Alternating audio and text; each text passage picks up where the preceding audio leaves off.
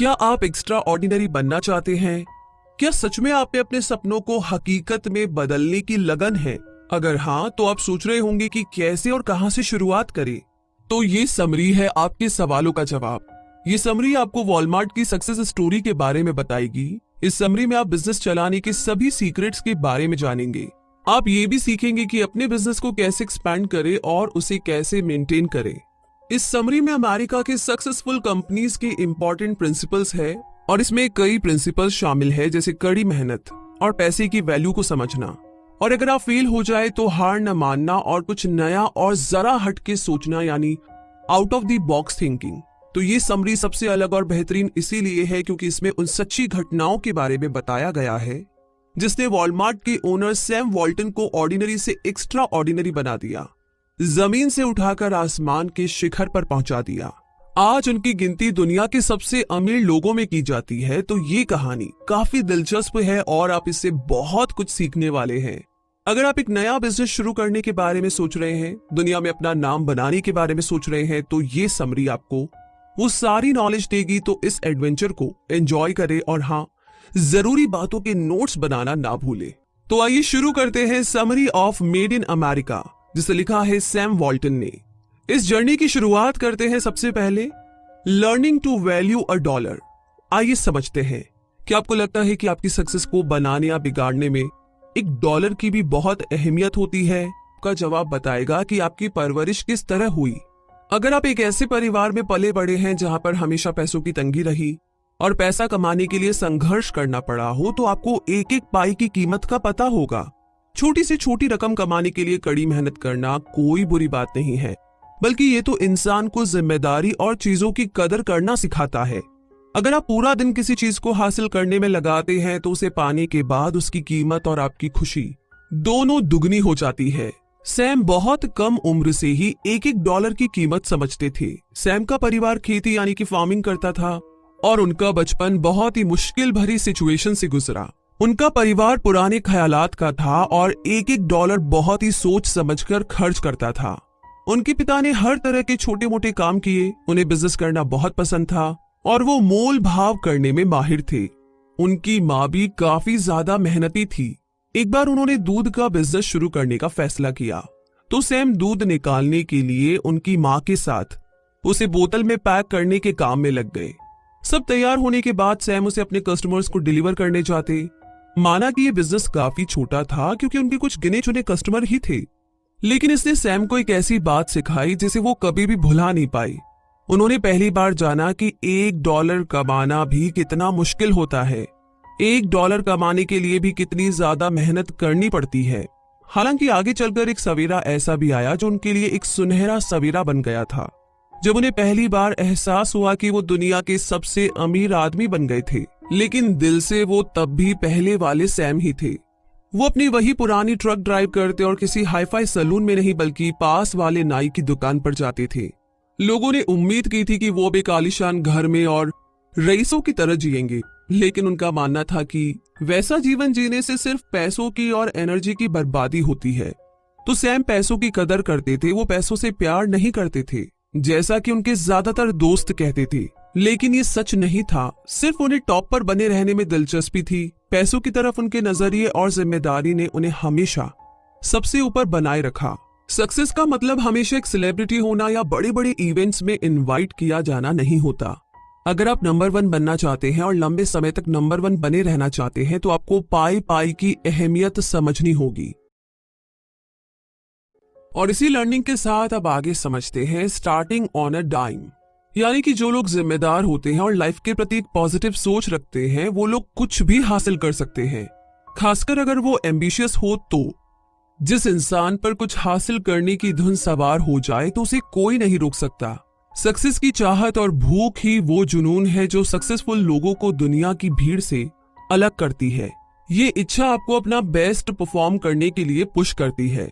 हो सकता है कि आपको बिल्कुल नीचे से शुरुआत करनी पड़े, हो सकता है कि आपको कई काम ऐसे भी करने पड़े जो आपको पसंद नहीं है, लेकिन पेशेंस के साथ लगे रहे। हर चैलेंज को एक मौके के रूप में देखे, हिम्मत करके एक्सपेरिमेंट करे, कभी भी पहला कदम आगे बढ़ाने से ना डरे। आपको एक बिजनेस शुरू करने के लिए अमीर होने की जरूरत नहीं है, बस आपको स्मार्ट होने और अपने ऑप्शंस को ध्यान से स्टडी करने की जरूरत है। यहाँ तक कि अगर आप किसी मोड़ पर फेल भी हो जाते हैं तो खुद पर इस हार को हावी ना होने दें। अपने अंदर जोश भरकर दोबारा शुरुआत करें। आपको क्या लगता है कि सैम ने इतनी बड़ी सफलता कैसे हासिल की? उनका जन्म किसी अमीर घराने में नहीं हुआ था और ना ही उन्हें विरासत में कोई जायदाद मिली थी। वो बहुत गरीबी से उठे थे। जो खास बात उन्हें सबसे अलग बनाती है वो है उनकी सबसे बेस्ट बनने की ख्वाहिश। सैम के भाइयों का कहना था कि ये एम्बिशन उन्हें अपनी माँ से मिला था। उनकी माँ ने बहुत ही छोटी उम्र में ही उन्हें कड़ी मेहनत और ईमानदारी जैसी वैल्यूज को सिखाया था। उन्होंने सैम को सिखाया कि कोई फर्क नहीं पड़ता कि आप कौन हैं या क्या करते हैं, बस हर काम में अपना बेस्ट दीजिए। सैम को नई चीजों के साथ एक्सपेरिमेंट करना बहुत पसंद था। अपने स्कूल के दिनों में उन्होंने स्कूल के हर क्लब को ज्वाइन किया, हर स्पोर्ट में पार्टिसिपेट किया। वो जो भी करते उसमें अपना बेस्ट परफॉर्म करती। यहाँ तक कि वो अपने स्कूल काउंसिल के प्रेसिडेंट भी बने थे। भले ही उनकी डेली लाइफ काफी बिजी थी, लेकिन कुछ पैसे कमाने के लिए वो काम करने का वक्त निकाल ही लेते थे। वो कभी भी अपने परिवार की मदद के सहारे नहीं रहे। उन्होंने खुद अपने कॉलेज की फीस का सारा खर्चा उठाया था। सैम ने जैसी पेनी में काम करके रिटेल बिजनेस को ज्वाइन करने का फैसला किया। उन्हें अपनी जॉब बहुत पसंद थी। वहां वो एक मैनेजर से मिले जिन्होंने उन्हें इस रास्ते पर आगे बढ़ने के लिए मोटिवेट किया। और यही वो जगह थी जहां से सैम ने रिटेल बिजनेस के साथ अपने सफर की शुरुआत की। फिर एक दिन उन्हें एक खास मौका मिला जब एक दुकान के मालिक का दिवाला निकल गया था। वो अपने दुकान की हर चीज को बेचने की कोशिश कर रहा था। सैम ने उस स्टोर को चलाने का चैलेंज एक्सेप्ट किया। स्टोर पिछले मालिक के अंडर अच्छा परफॉर्म नहीं कर रहा था, लेकिन सैम ने उसे उस एरिया का बेस्ट स्टोर बनाने की ठान ली थी। पहले सैम ने बिजनेस चलाने के ऑर्डिनरी रूल्स को फॉलो किया, लेकिन जब ज्यादा बात नहीं बनी तो उन्होंने एक्सपेरिमेंट करना शुरू किया। सैम ने उन सारे स्टोर्स पर गौर करना शुरू किया जिनसे उनका कंपटीशन था, और आलम यह था कि 2 साल बाद सैम उनसे काफी आगे निकल गए थे। सैम बहुत ही होशियार और सतर्क थे। एक बार की बात है जब उन्हें पता चला कि दूसरे स्टोर का मालिक अपना बिजनेस बढ़ाने के लिए एक और स्टोर खरीदने वाला है, तो उन्होंने उस स्टोर के मालिक को ढूंढा और खुद उसके स्टोर को खरीद लिया। अब वो 2 स्टोर के मालिक बन गए थे। उन्हें बहुत ज्यादा प्रॉफिट होने लगा और ये बात कुछ लोगों को खटकने लगी। फिर सैम के सामने एक बहुत बड़ी प्रॉब्लम आई जिसका सामना उन्हें करना पड़ा। सैम को स्टोर्स का रेंट देना पड़ता था और 5 साल बाद उनके स्टोर्स के रेंट का वक्त पूरा हो चुका था। लैंडलॉर्ड ने उसे दोबारा शुरू करने से साफ इनकार कर दिया। सैम ने बहुत मेहनत करके इन स्टोर्स को जमाया था और अब एक झटके में ये सब उनके हाथों से जाने वाला था। लेकिन उनके पास कोई चारा नहीं था। न जाने कितने लोग थे जिन्हें सैम जितनी सफलता पाने की इच्छा थी। सैम ने हर संभव कोशिश की, लेकिन कोई रास्ता नहीं निकला। इसीलिए उन दोनों स्टोर्स को छोड़कर सैम शहर से दूर चले गए। हाँ, यहाँ वो हारे जरूर, लेकिन वो मन से नहीं हारे, बल्कि उनका इरादा और भी पक्का हो गया था। उन्हें समझ में आ गया था कि इस दुनिया में सरवाइव करना इतना भी आसान नहीं है। उन्होंने अपनी गलतियों से सीखकर आगे बढ़ने का फैसला किया, लेकिन वो जान गए थे कि उन्हें और भी ज्यादा स्मार्ट तरीके से चीजों को हैंडल करना होगा। तो इसी के साथ अब आगे बढ़ते हैं और बात करते हैं बाउंसिंग बैक की। यानी कि अगर आप एक ऐसे इंसान हैं जो रिस्क लेने से नहीं डरते और अगर आप नई चीजों और नए आइडियाज के साथ एक्सपेरिमेंट करना पसंद करते हैं, तो आपने जरूर से उन पलों को एक्सपीरियंस किया होगा जब आप फेल हुए होंगे। शायद कभी कभार ऐसा मौका भी आया होगा जब वो फेलियर इतना बड़ा था कि आपकी हर उम्मीद खत्म हो गई होगी। ऐसे में लोगों के पास अक्सर 2 चॉइस होती है, या तो वो हार मान करके अपने सपनों को ही मार देते हैं, या गिरकर उठने के बाद अपने कपड़ों से धूल झाड़कर एक नए नजरिए से शुरुआत करने की हिम्मत करते हैं। तो सैम ने दूसरे ऑप्शन को चुना। वो नए मौकों के साथ एक नई लाइफ शुरू करने के लिए बहुत एक्साइटेड थे। वो कभी भी कुछ नया ट्राई करने से नहीं डरे, क्योंकि उन्हें अपनी एबिलिटी पर पूरा विश्वास था। अभी हमने जाना कि कैसे सैम और उनके परिवार को वो शहर छोड़ना पड़ा। अब सेटल होने के लिए उन्हें एक नई जगह की तलाश करनी पड़ी। ये एक मुश्किल फैसला था और आखिर में उन्होंने एक बहुत ही छोटे से टाउन बेंटनविले को चुना। ये जगह बहुत ही छोटी थी और यहाँ पर पहले से ही 3 स्टोर्स मौजूद थे। यहाँ एक नया स्टोर खोलकर उसे सक्सेसफुल बनाना बिल्कुल एक पहाड़ चढ़ने जितना मुश्किल काम था। सैम ने इस बारे में बहुत ध्यान से सोचा, बहुत दिमाग लगाया और वो इस कंपटीशन के लिए तैयार थे। उन्होंने ठान ली थी कि वो एक ऐसा यूनिक स्टोर बनाएंगे जिसके आगे वो तीनों स्टोर बिल्कुल फीके नजर आने लगेंगे। सैम जानते थे कि अगर वो एक ऑर्डिनरी स्टोर बनाएंगे तो वो कभी भी सक्सेसफुल नहीं हो सकते। इसीलिए सबसे अलग और खास बनने के लिए सैम अपने स्टोर के लिए एक हटके कॉन्सेप्ट के बारे में सोचने लगे। तभी उन्हें ख्याल आया कि उन्होंने सेल्फ सर्विस देने वाले कुछ स्टोर्स के बारे में पढ़ा था। उन्होंने इसे ट्राई करने का डिसीजन लिया क्योंकि ये कॉन्सेप्ट उस छोटी सी जगह के लोगों के लिए एकदम नया था। सैम का स्टोर बहुत ही हिट साबित हुआ। वो स्टोर सबका ध्यान अपनी ओर खींचने लगा। अब सैम उस कंपटीशन में काफी ज्यादा आगे निकल गए थे, लेकिन सैम यहाँ पर ही संतुष्ट नहीं हुए। वो और एक्सपेरिमेंट करना चाहते थे। वो कभी भी रिस्क लेने या फेल होने से नहीं डरे। इसीलिए उन्होंने पूरे स्टेट में अलग अलग तरह के स्टोर्स में एक्सपेंड करना शुरू कर दिया। लेकिन एक बार फिर से लाइफ ने उन्हें मात दी और उन्होंने बहुत सारा पैसा खोया। एक दिन सैम को एक कॉल आया जब उन्हें इस बुरी खबर का पता चला। भयंकर आंधी तूफान के कारण उनका सबसे सक्सेसफुल स्टोर पूरी तरीके से बर्बाद हो गया था। उन्हें बहुत ज्यादा नुकसान हुआ, लेकिन वो निराश नहीं हुए। घबराने की बजाय उन्होंने उसे रिपेयर करवा करके एक बार फिर से बनाया। एक जगह से दूसरी जगह जाने में उनका काफी टाइम वेस्ट होता था। वो ज्यादा से ज्यादा टाइम अपने स्टोर को देना चाहते थे, इसीलिए उन्होंने कुछ अलग करने का सोचा। ये आइडिया उस समय उनकी सनक और पागलपन लग रहा था, लेकिन उन्होंने बस इसे कर डाला। तो क्या किया उन्होंने एक प्लेन ही खरीद लिया था। और ये सुनकर के आप चौंक गए ना। आप सोच रहे होंगे कि सैम तो बहुत ठाट बाट से रह रहे थे, उन्हें तो पैसों की कोई कमी नहीं थी। नहीं, ऐसा नहीं था। ये कमाल इसीलिए हुआ था क्योंकि वो जितना भी कमा रहे थे वो हमेशा उसे सेव करते रहे। वो एक एक डॉलर बचाते और उससे एक यूनिक कॉन्सेप्ट वाला स्टोर खोलते। कंपटीशन बहुत तगड़ा था। अब हर कोई रिटेल बिजनेस के सीक्रेट्स को धीरे धीरे जानने लगा था। एक दिन उन्होंने महसूस किया कि रिटेल बिजनेस का फ्यूचर था डिस्काउंट और सस्ते दामों पर चीजों को बेचना। तो बस ये आइडिया आते ही उन्होंने सबसे पहला वॉलमार्ट खोला। उनके सभी पार्टनर्स को ये आइडिया बहुत ही रिस्की लग रहा था और वो इसमें सैम का साथ नहीं देना चाहते थे। इसीलिए सैम ने अपनी जमा पूंजी में से 95% यानी कि 95% पैसा खुद लगाया।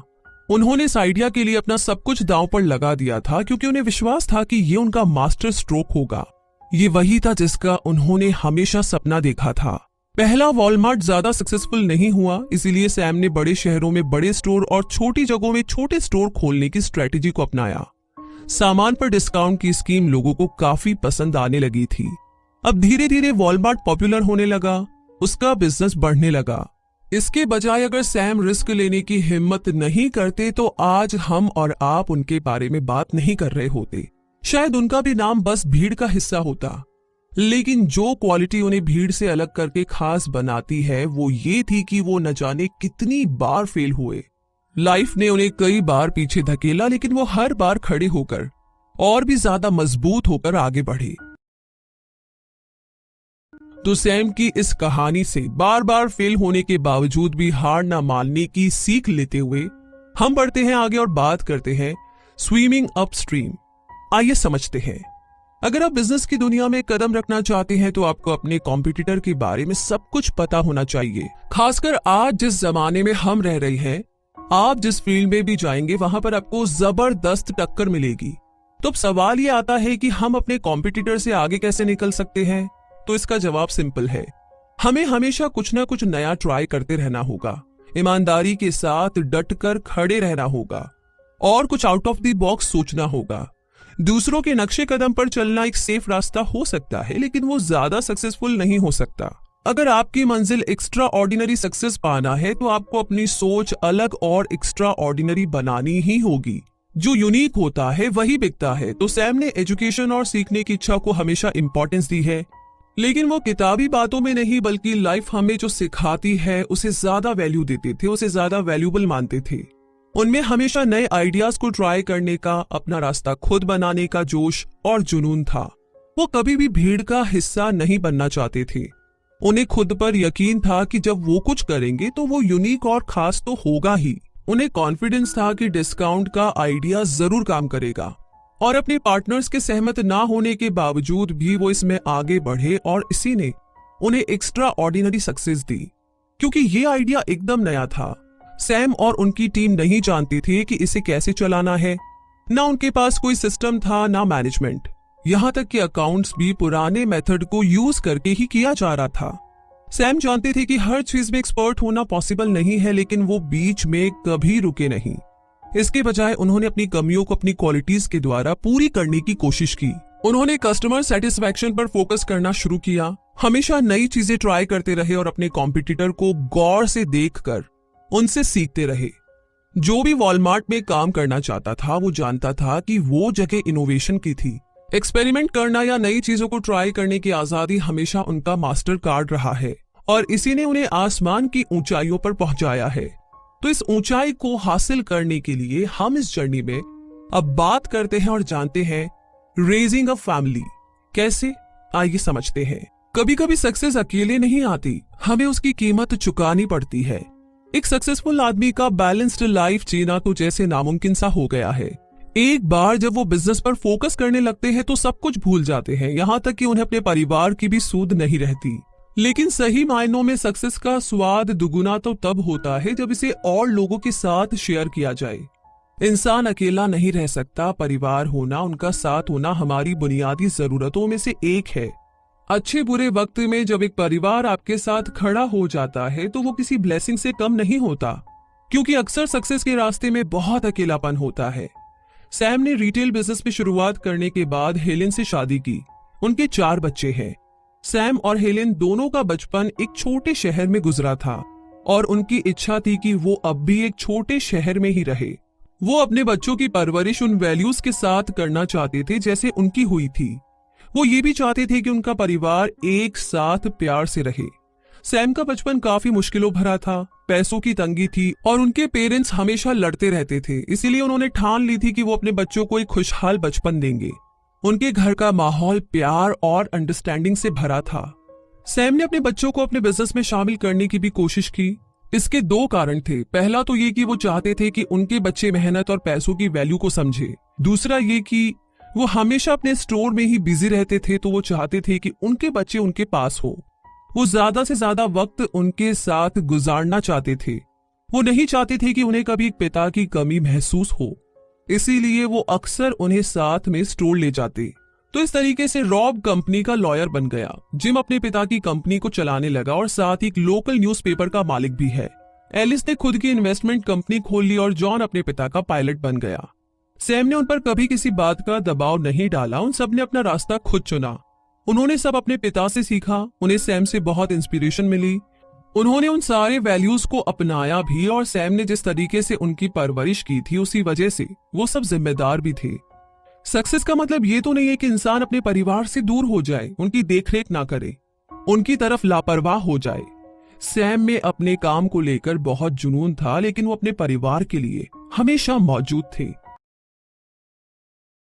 अब आगे हम बात करते हैं रिक्रूटिंग द टीम, जो कि बहुत जरूरी है, क्योंकि कोई भी सक्सेसफुल बिजनेस एक अच्छी टीम के बिना नहीं चल सकता। अगर आप चाहते हैं कि आपका बिजनेस यूनिक हो तो आपको यूनिक लोगों को ढूंढने की जरूरत है।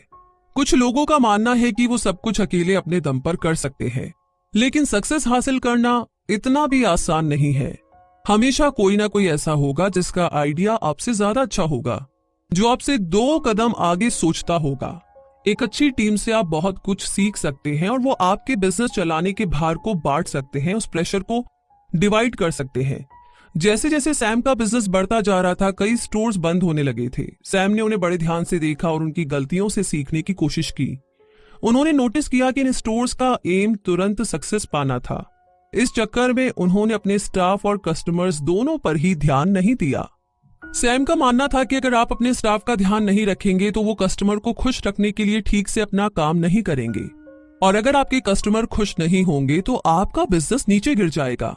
सैम को लगने लगा था कि उनकी टीम काफी नहीं थी। वो जानते थे कि वो और उनकी टीम अपना बेस्ट परफॉर्म कर रहे थे, लेकिन अब उन्हें ऐसे मैनेजर्स की जरूरत थी जिनमें रिटेल बिजनेस को मैनेज करने का पैशन हो और जो सब कुछ स्मार्टली ऑपरेट कर सके। सैम हमेशा दूर की सोचते थे। वो अब अपना बिजनेस एम्पायर बनाना चाहते थे। प्रॉब्लम सिर्फ ये थी कि वो एक ऑर्गेनाइजेशन या उसे बनाने के सिस्टम के बारे में बिल्कुल भी नहीं जानते थे। उन्हें अब एक ऐसे आदमी की जरूरत थी जो उनके लिए टेक्निकल चीजों को हैंडल कर सके। इसीलिए वो स्कूल चले गए। अरे पढ़ने के लिए नहीं, बल्कि एक स्मार्ट और इंटेलिजेंट इंसान की तलाश में जो बिजनेस में उनकी मदद कर सके। तो आखिरकार उन्हें एक काबिल इंसान मिला जिसने ऑर्गेनाइजेशन और डिस्ट्रीब्यूशन की बागडोर को संभाला। अब कंप्यूटर को यूज करने की शुरुआत हो चुकी थी जिसने सब कुछ बहुत ही आसान बना दिया था। हालांकि सैम पहले टेक्नोलॉजी के खिलाफ थे, लेकिन एक बार जब उन्होंने खुद ट्राई किया तब उन्हें अपनी सक्सेस साफ साफ दिखाई देने लगी। वॉलमार्ट अब तेजी से आगे बढ़ता ही जा रहा था। तो सैम के टेक्नोलॉजी में इसी विश्वास के साथ हम भी इस जर्नी में आगे बढ़ते हैं और अब बात करते हैं टेकिंग द कंपनी पब्लिक, यानी कि वॉलमार्ट जैसे बड़े अंपायर को बनाने के लिए कर्ज लेना जरूरी हो जाता है। जब आप अपने बिजनेस को बढ़ाने लगते हैं तो कभी आप इससे लोन लेते हैं तो कभी उससे, कई बार तो बैंक से एक बड़ी रकम भी लोन के तौर पर ले लेते हैं। जब आपका लोन अमाउंट बढ़ने लगे तो आपके पास एक ही चॉइस होती है, जो है पब्लिक ऑफर। पब्लिक ऑफर का मतलब है कि आप अपने कुछ शेयर पब्लिक के खरीदने के लिए मार्केट में रख देते हैं। ये शेयर्स स्टॉक एक्सचेंज में लिस्ट किए जाते हैं जहां से इन्हें खरीदा और बेचा जा सकता है। सैम भी इसी प्रॉब्लम का सामना कर रहे थे। वो हर साल नई जगहों पर अपना बिजनेस बढ़ाते जा रहे थे, जिस वजह से उनका लोन अमाउंट तेजी से बढ़ रहा था। वो जितना प्रॉफिट कमा रहे थे वो लोन को कवर करने के लिए काफी नहीं था, और अब लोन देने वालों ने उनके दरवाजे पर दस्तक देना शुरू कर दिया था। सैम भी पब्लिक ऑफर के बारे में सोच रहे थे, लेकिन साथ ही साथ वो हिचकिचा भी रहे थे क्योंकि वो कंपनी हमेशा से उनकी और उनके परिवार की रही थी। इसे पब्लिक के साथ शेयर करना एक बहुत बड़ा रिस्क लग रहा था, लेकिन उनके पास और कोई रास्ता नहीं था। उन्होंने और लोन लेने की कोशिश भी की थी, लेकिन अब कोई भी मदद करने के लिए तैयार नहीं था। इसीलिए सैम ने अपनी कंपनी के 20% शेयर पब्लिक के साथ शेयर करने का डिसीजन लिया। आगे चलकर इन लोगों ने वॉलमार्ट के शेयर्स के द्वारा लाखों डॉलर कमाए। पब्लिक ऑफर के कई फायदे हैं। पहला ये कि इससे कंपनी की अच्छी प्रमोशन होती है। दूसरा, आप अपना लोन चुका सकते हैं। तो इस तरीके से सैम अब खुश थे और रात को चैन की नींद सोने लगे थे, क्योंकि उनकी कंपनी अब सुरक्षित थी, सेफ थी। लेकिन उनकी वाइफ बिल्कुल भी खुश नहीं थी। इस पब्लिक ऑफर ने सबका ध्यान उनकी ओर खींच दिया था, जिसने उनकी पीसफुल जिंदगी को डिस्टर्ब कर दिया था। आमतौर पर जब कोई कंपनी अपने कुछ शेयर पब्लिक को ऑफर करती है तो महीने में एक बार या साल में एक बार मीटिंग की जाती है। स्टॉक होल्डर्स को यह बताना जरूरी होता है कि कंपनी कैसा परफॉर्म कर रही है। क्योंकि सैम और उनकी टीम हमेशा कुछ अलग और यूनिक सोचते थे, इसीलिए उन्होंने इसके लिए एक बड़ा इवेंट ऑर्गेनाइज करने का डिसीजन लिया। उन्होंने सोचा कि ये प्रोग्राम एक बॉल रूम में ऑर्गेनाइज किया जाएगा। ये एक ऑफिशियल गैदरिंग होगी जो बड़े शहरों में रखी जाएगी। ये अनोखी सोच ये बताती है कि सैम और उनकी टीम अपने बिजनेस को लेकर कितने ज्यादा सीरियस थे। वो लोगों को बेवकूफ नहीं बना रहे थे। वॉलमार्ट अपने कस्टमर्स, स्टाफ, इन्वेस्टर्स और शेयर होल्डर्स का ध्यान रखना अच्छे से जानता था। वो लोगों को एक अच्छा और अलग एक्सपीरियंस देना चाहते थे। उनकी रेपुटेशन धीरे धीरे बढ़ने लगी और वो एक ऐसा पावरफुल ब्रांड बन गया जिसे कोई भी अनदेखा नहीं कर सकता था। तो इसी के साथ थोड़ा और आगे बढ़ते हैं और बात करते हैं रोलिंग आउट द फॉर्मूला, यानी कि हर बिजनेस को चलाने के लिए एक स्ट्रेटेजी की जरूरत होती है। अगर आप अपने बिजनेस को लंबे समय तक सक्सेसफुल बनाए रखना चाहते हैं तो आपको एक बहुत स्ट्रॉन्ग सिस्टम बनाने की जरूरत है, जो आपको अच्छे रिजल्ट्स अचीव करने में मदद करेंगे। आप ऑर्डिनरी सिस्टम पर भरोसा नहीं कर सकते। आपको क्रिएटिव होकर के कुछ अलग और नया ढूंढना ही होगा, और सिर्फ तभी आप दूसरों से 4 कदम आगे रह पाएंगे।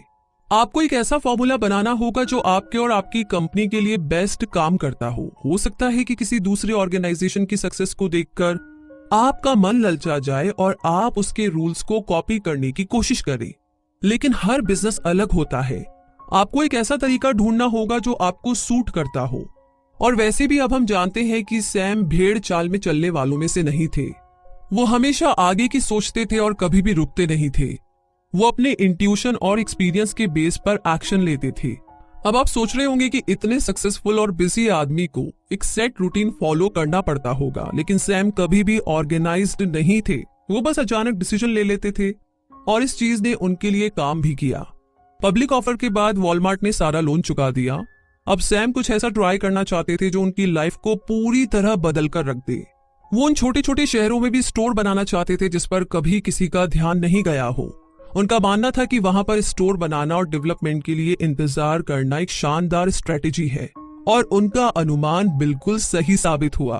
बड़े शहरों के मुकाबले छोटे शहरों में उनके स्टोर की चर्चा घर घर में होने लगी, और देखते ही देखते वॉलमार्ट स्टोर्स एक बहुत ही पावरफुल कंपटीशन के रूप में उभर कर सामने आए। तो अगर सैम कुछ अलग नहीं सोचते तो उनकी ये अपार सफलता शायद एक सपना बनकर के ही रह जाती। और इसी के साथ टाइम आ गया है समरी के कंक्लूजन का। सक्सेस एक बहुत ही शानदार और जादुई शब्द है। हम सब इसे पाने के लिए ललचाते हैं, लेकिन सिर्फ वो जो अपने गोल को अचीव करने के लिए हर रिस्क लेने को तैयार रहते हैं, हर मुसीबत का धैर्य के साथ सामना करते हैं, वही लोग सक्सेस के शिखर पर पहुंचते हैं। ये समरी हिम्मत और डेडिकेशन की कहानी है। कम ही लोग होते हैं जिन्हें अपने आइडिया पर इतना विश्वास होता है जितना सैम को डिस्काउंट और रिटेल बिजनेस पर था। बचपन से यही उनका पैशन था और उन्होंने कभी भी विश्वास करना बंद नहीं किया कि वो इसमें कुछ ना कुछ कर सकते हैं। उन्होंने हमेशा अपने कॉम्पिटिटर्स को गौर से देखकर उनसे बहुत कुछ सीखा। वो हमेशा कंपटीशन को हेल्दी मानते थे, क्योंकि यही आपकी क्रिएटिविटी को आगे पुश करता है। अपने कस्टमर्स और स्टाफ दोनों को खुश रखना भी बहुत जरूरी है। तो इस समरी में आपने सीखा कि एक बार जब आप कुछ अचीव करने का मन बना लेते हैं तो उसे पाने के लिए डट करके खड़े रहिए, बीच में निराश होकर के उसे छोड़िए मत। सैम न जाने कितनी बार गिरे, लेकिन वो बार बार उठे। इस समरी में आपने परिवार का साथ और उन्हें वक्त देने की इंपॉर्टेंस को भी समझा। आपने ये भी जाना कि कुछ हटकर सोचना और फेलियर के बाद भी निराश ना होकर अपने काम में लगे रहना आपको ऐसी सक्सेस देगा जो आपकी इमेजिनेशन से बहुत बड़ी होगी। सैम ने सक्सेस और फेलियर दोनों का बराबर स्वाद चखा था। लाइफ ने कई बार उन्हें पीछे पुश किया, लेकिन वो कभी रुके नहीं। उन्हें कई बार हार का सामना करना पड़ा, और सच पूछो तो यही जिंदगी है। निदा फाजली जी ने बहुत ही खूबसूरत लिखा है कि सफर में धूप तो होगी, जो चल सको तो चलो, सभी है भीड़ में, तुम भी निकल सको तो चलो, यही है जिंदगी कुछ ख्वाब चंद उम्मीदें, इन्हीं खिलौनों से तुम भी बहल सको तो चलो। तो आप भी सैम की तरह कड़ी मेहनत करना सीखे, क्योंकि कड़ी मेहनत हमेशा रंग लाती, और उन्हीं की तरह हमेशा 2 कदम आगे की सोचे तो शायद एक दिन आपका भी एक यूनिक ब्रांड होगा। और हमेशा याद रखें कि आप तब तक नहीं हारते जब तक आप मन से नहीं हारते। तो इन्हीं लाइनों के साथ ये समरी यहीं पर समाप्त होती है। कैसी लगी आपको ये समरी? कौन सी बात बहुत अच्छी लगी? इस कहानी ने आपको इंस्पायर किया? क्या डिसीजन लेने वाले हैं आगे समय में? कैसे आप आगे बढ़ने वाले हैं? सारी बातें आप हमारे साथ शेयर कर सकते हैं। साथ ही साथ आगे की समरी के बारे में जानना चाहते हैं वो भी बता दीजिए। तो मिलेंगे बहुत जल्दी ही, तब तक के लिए रखिए अपना बहुत सारा ध्यान। खुश रहिए, मुस्कुराते रहिए।